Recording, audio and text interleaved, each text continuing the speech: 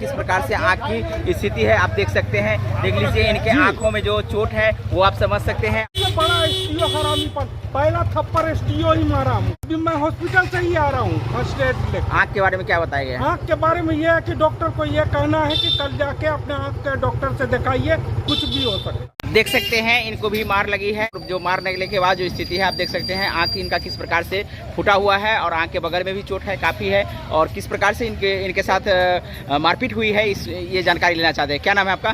जी मेरा नाम नदीम है। जी, क्या हुआ है आपके साथ? मेरे साथ मैं यहाँ का हॉस्टल इंचार्ज हूँ। ये हॉस्टल है जी। कौन सा हॉस्टल है? IPS का हॉस्टल इंचार्ज हूँ जी।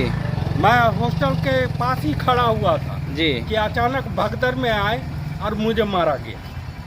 मैं बाहर में भी नहीं था खड़ा हुआ। आप देख सकते हैं आंखों में आंसू भी आ चुका है बोलते बोलते, और बता रहे हैं कि हम IPS स्कूल के हॉस्टल इंचार्ज हैं। हॉस्टल इंचार्ज होने के नाते इनको हॉस्टल में ही रहना है, लेकिन लोगों के साथ मारपीट हुई है उसमें इनको भी मारपीट लगी है। और हाथ में भी आप देख सकते हैं बैंडेज है। आँख में जो आँख का जो लाली है वो आप समझ सकते हैं किस प्रकार से आँख की स्थिति है आप देख सकते हैं। देख लीजिए इनके आँखों में जो चोट है वो आप समझ सकते हैं। और ये बता रहे हैं कि हम हॉस्टल इंचार्ज हैं और हॉस्टल इंचार्ज रहने के बाद इनके साथ मारपीट हुई है। हाँ, एसडीओ ही हरामीपन के दिखाया है। सबसे बड़ा एसडीओ हरामीपन, पहला थप्पड़ एसडीओ ही मारा हमको, तब वो मारा है CRPF वाला। इधर बोलिए क्या हुआ है? सबसे पहला थप्पड़ हमको एसडीओ मारा है, जबकि मैं कह रहा था कि मेरी ड्यूटी है यहाँ पे, समझे। मैं यहाँ पे हॉस्टल इंचार्ज हूँ, फिर भी एसडीओ ने मुझे थप्पड़ मारा और उसके सिपाहियों ने मुझे डंडा से मारा।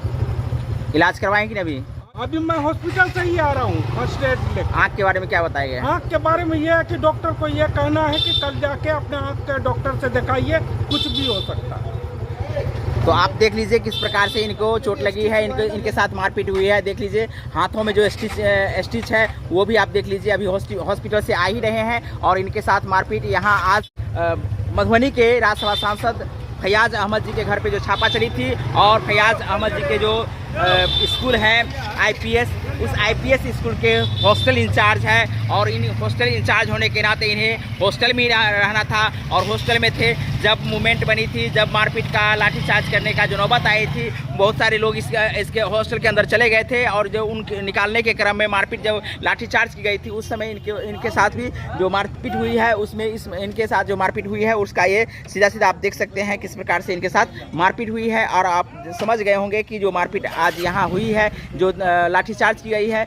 उसका सीधा सीधा आपको हम इनसे रूबरू करवाएं। क्या नाम बताएं आपका? नदीम अख्तर। अपना नाम बताइए। नदीम अख्तर जी। कब से यहाँ IPS स्कूल के हॉस्टल में कब से आप इंचार्ज के रूप में हैं? कम से कम नहीं तो 16 सालों से।